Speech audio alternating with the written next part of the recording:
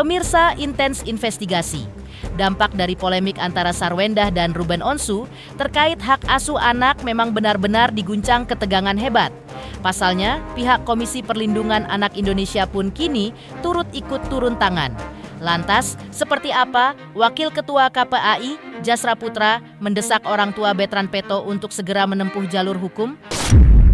Benarkah ada undang-undang perlindungan anak yang kini siap menyeret sang tante misterius atas dugaan kekerasan fisik? Akankah KPAI benar-benar turun sebagai mediator resmi jika benteng pertahanan hak asuh antara Ruben dan Sarwendah runtuh total? Dan seberapa mengerikan ancaman bom waktu rekam jejak digital yang dikhawatirkan KPAI dapat merusak ruang batin anak-anak polos itu di masa depan?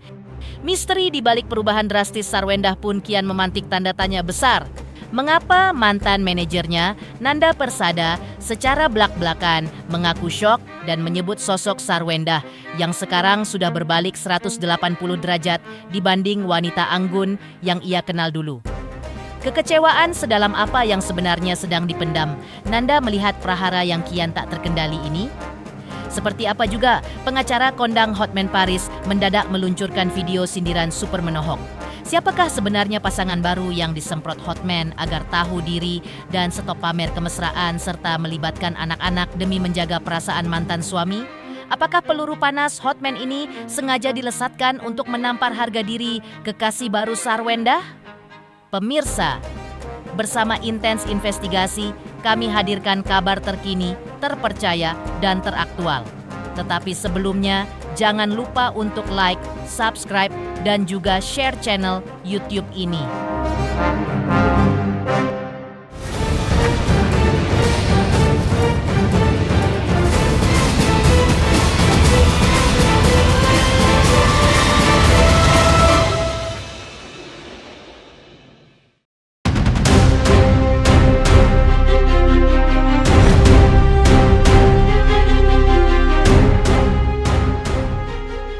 Pengakuan mengejutkan dari Betran Peto mengenai tindakan kekerasan berupa tamparan yang pernah ia terima dari sosok tante, akhirnya langsung memicu reaksi keras dari Komisi Perlindungan Anak Indonesia atau KPAI.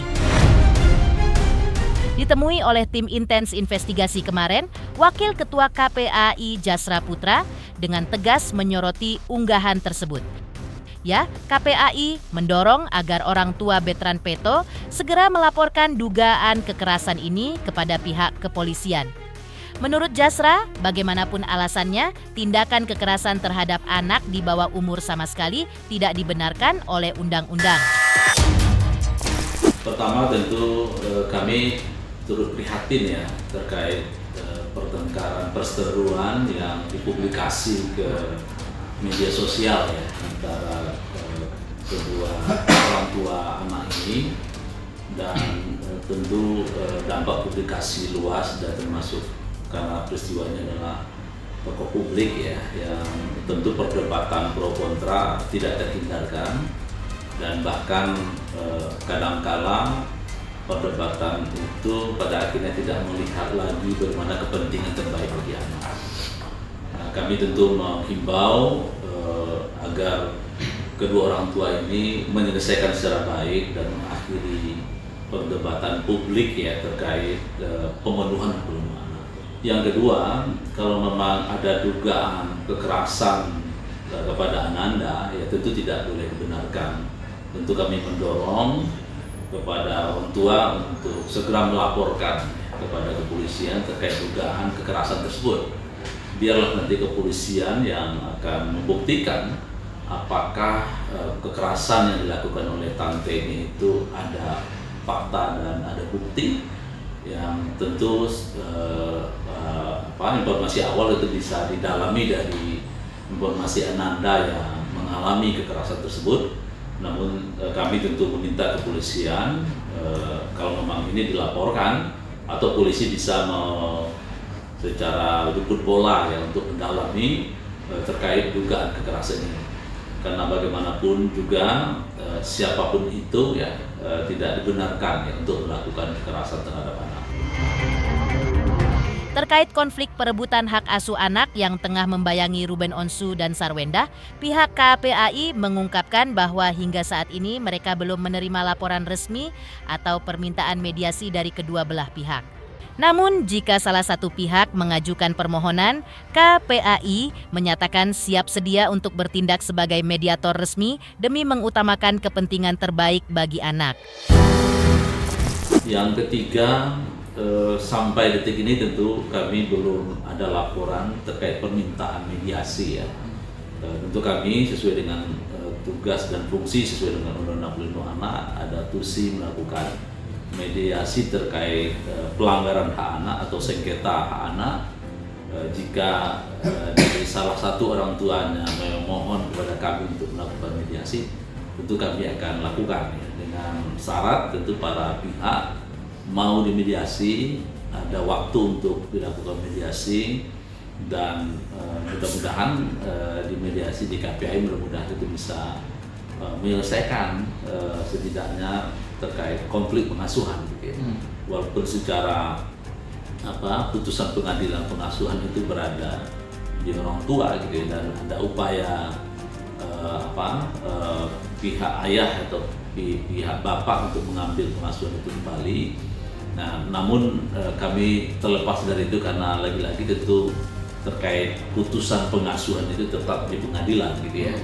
Dan nanti di pengadilan itu akan diuji gitu ya, apakah pihak ibu tidak memiliki kapasitas untuk mengasuh ya, karena mungkin melakukan kekerasan terhadap anak gitu, atau mungkin tidak ada waktu untuk mengasuh.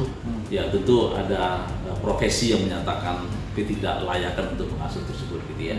Nanti ada bisa dari psikolog, bisa dari pekerja sosial gitu ya, untuk mendalami apakah keluarga ini memiliki kapasitas mengasuh atau tidak. Dan tentu KPAI bersedia juga memberikan masukan ya kalau memang misalnya dalam proses ada pengajuan hak asuh ke pengadilan itu, ya tentu kalau pengadilan meminta kami untuk memberikan rekomendasi, ya tentu berdasarkan kajian, berdasarkan telah kami, ya tentu kami akan sangat senang memberikan masukan. Selain itu, Jasra Putra turut mengingatkan kedua belah pihak mengenai bahaya nyata dari rekam jejak digital yang tidak bisa dihapus. KPAI khawatir, saat anak-anak tumbuh dewasa nanti, mereka akan melihat kembali drama pertengkaran orang tuanya di internet, yang mana hal tersebut dapat berdampak buruk bagi tumbuh kembang dan psikologis mereka. Dan bahkan kami meminta juga kalau ada pihak keluarga besar ya, bisa menjembatani gitu ya, untuk bagaimana menyelesaikan isu secara kekeluargaan gitu ya. Sehingga kepentingan terbaik bagi anak itu menjadi utama kita, karena bagaimanapun juga kalau jejak digital itu kan tidak bisa dihapus ya. Jadi ketika anak sudah besar nanti dia akan melihat pertengkaran hebat di antara kedua orang tuanya, yang saya kira tentu akan berdampak untuk tumbuh kembang mereka. Kenapa kami mendorong menyelesaikan kasus-kasus privat ini kepada keluarga masing-masing gitu ya. Nah, namun kalaupun tidak bisa, itu kami KPAI tentu siap untuk melakukan mediasi. Tapi kalau kita terus di kedua belah pihak ini terus berdebat gitu ya, kemudian anak dipublikasi secara terus-menerus gitu ya, tentu ini akan berdampak bagi tumbuh kembang anak-anak gitu ya. Apalagi usia anak yang semakin mulai besar gitu ya, tentu dia terpapar dari informasi-informasi baik langsung maupun tidak langsung, terpapar dari katakan tontonan-tontonan dari pemberitaan gitu ya. Tentu anak akan bertanya gitu ya, anak akan menjadi satu pertanyaan yang tentu kadangkala ini akan mempengaruhi terkait tumbuh kembang anak. Nah ini yang penting bagi kita, karena bicara tumbuh kembang anak itu berorientasi ke depan gitu ya, berorientasi untuk bagaimana memastikan periode usianya itu memang tetap terpenuhi gitu ya, terpenuhi fisiknya, psikisnya, lingkungan yang mendukung gitu ya. Dan ini bagi kami lebih penting gitu ya, dibanding perdebatan-perdebatan yang tidak ada ujungnya gitu ya, perdebatan-perdebatan yang merugikan hak anak itu. Di Di sisi lain, reaksi geram juga datang dari Nanda Persada, mantan manajer Sarwendah. Nanda menilai tindakan kekerasan yang diduga dilakukan oleh oknum tante tersebut sudah sangat keterlaluan. Terlebih korban merupakan keponakan sendiri.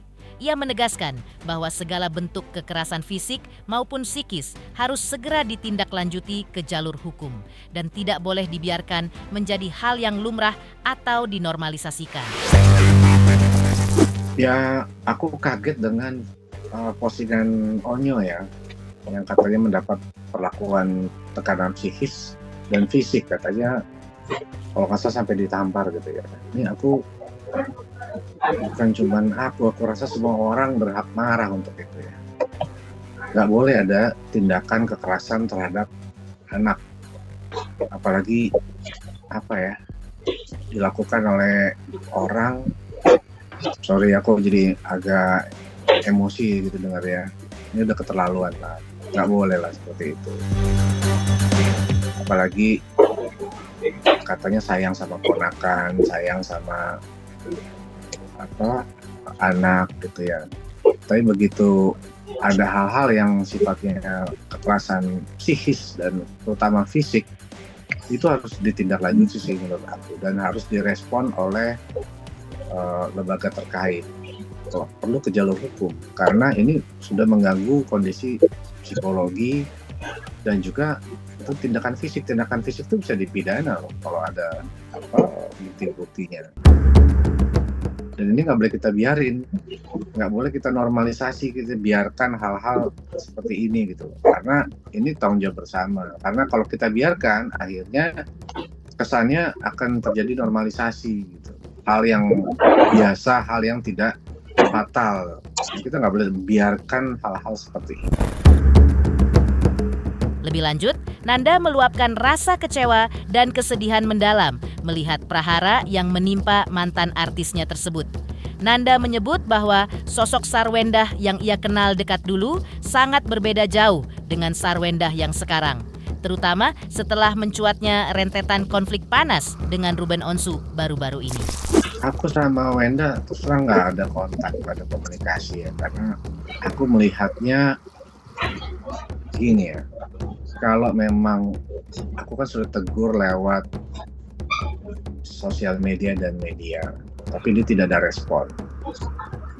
Ya percuma sepertinya kalau aku ngomongin dia langsung juga gitu, karena ya makanya Wenda yang aku kenal dulu tuh nggak kayak Wenda yang sekarang yang aku lihat, makanya aku juga sedih ngeliatnya gitu. Selanjutnya, seperti apa Ruben Onsu akui belum sempat berdiskusi secara mendalam dengan Bertrand Peto terkait curhatan viralnya di media sosial? Dan seperti apa pula untuk mencegah kesalahpahaman informasi yang terlanjur meluas, Ruben Onsu pilih jalur kepala dingin untuk gali fakta langsung dari mulut sang putra? Pemirsa Intens Investigasi, jangan lupa saksikan terus Intens Investigasi dan pastikan jangan lupa untuk like, subscribe, share, dan juga komen. Tim redaksi Intens Investigasi juga mengucapkan banyak terima kasih kepada semua subscribers hingga channel Intens Investigasi kini menuju 4 juta subscribers.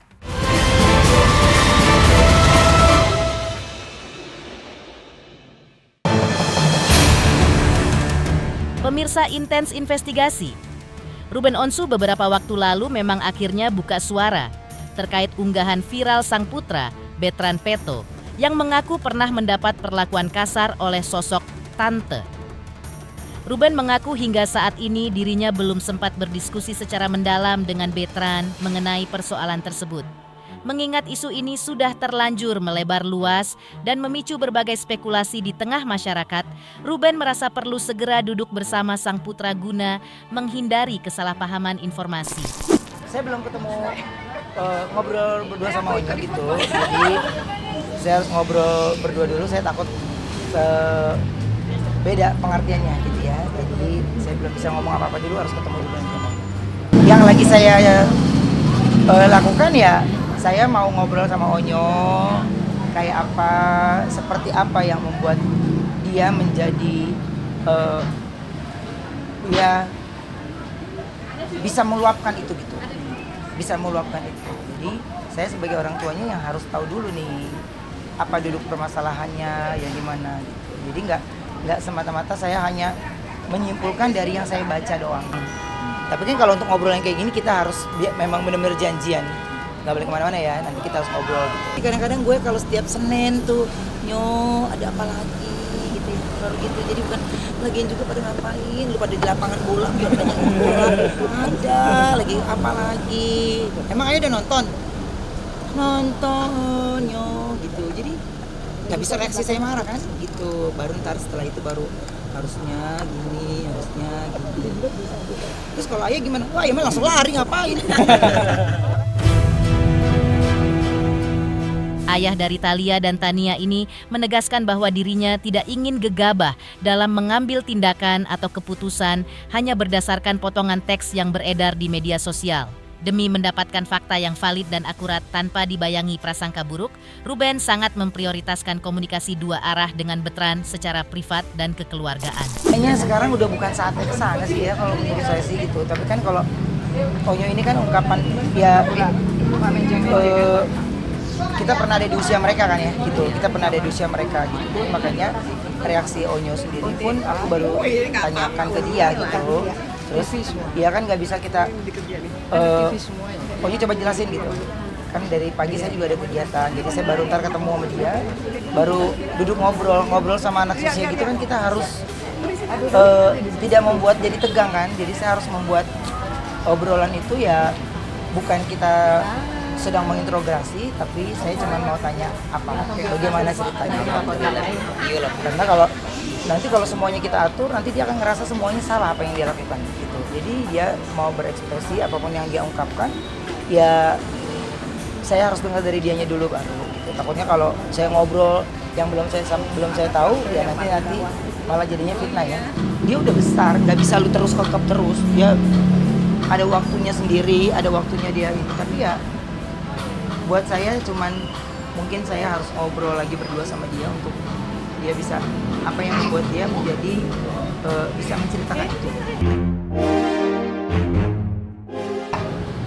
Saya sama sekali tidak emosi karena buat saya ya mungkin kan kacamata orang, setiap orang pasti kita beda-beda ya. Ya memang mungkin di mata sebagian orang kita cocok begitu, kita pantas begini.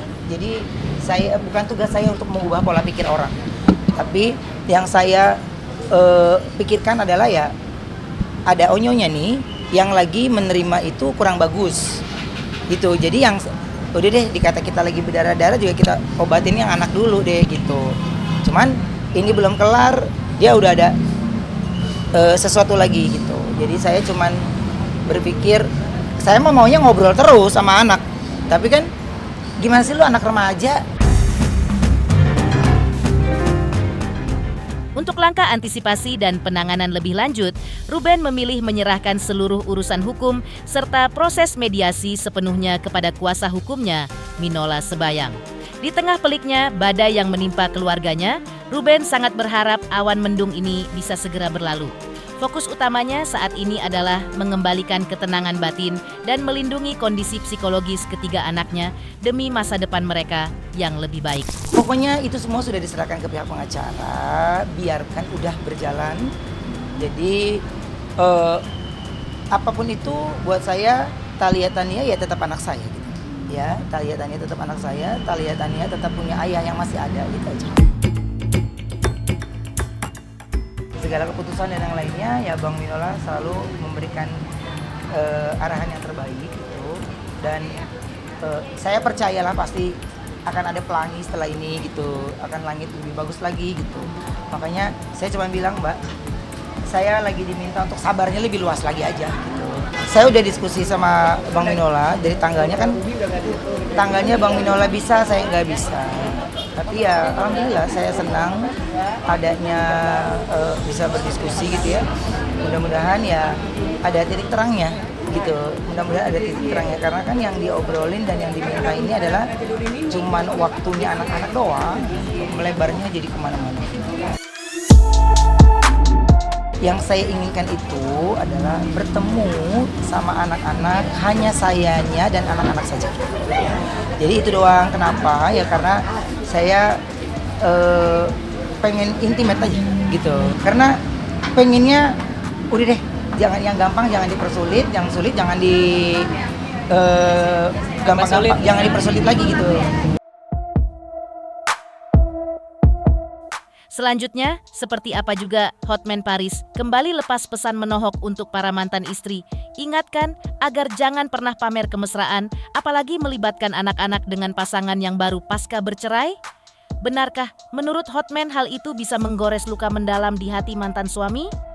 Pemirsa Intens Investigasi, jangan lupa saksikan terus Intens Investigasi dan pastikan jangan lupa untuk like, subscribe, share, dan juga komen.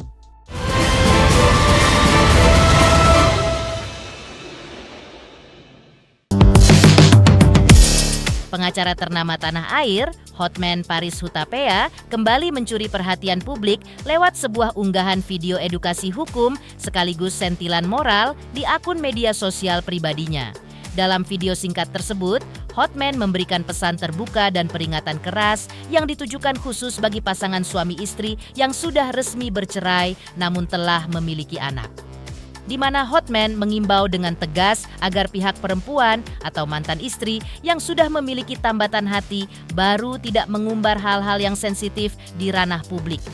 Sontak, kolom komentar pun banjir mentions hingga netizen kompak senggol Sarwendah meskipun dalam petuah videonya Hotman Paris sama sekali tidak menyebutkan identitas atau nama artis tertentu secara spesifik.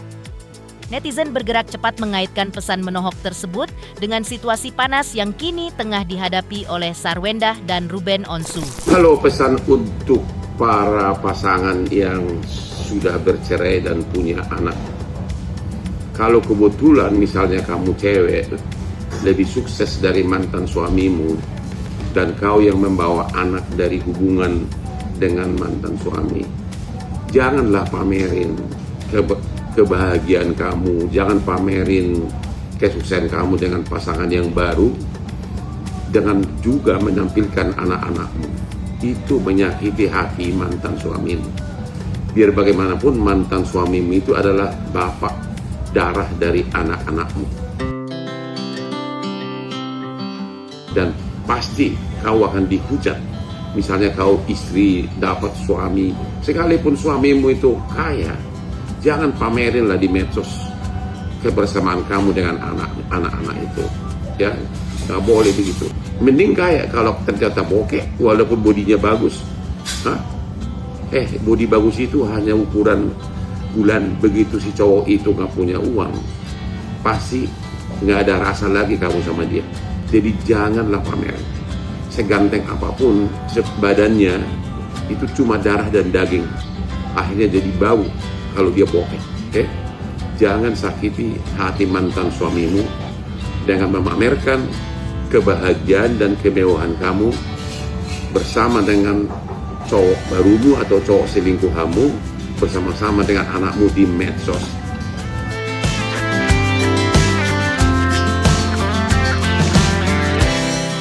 Jangan lupa saksikan terus Intens Investigasi dan pastikan jangan lupa untuk like, subscribe, share, dan juga komen.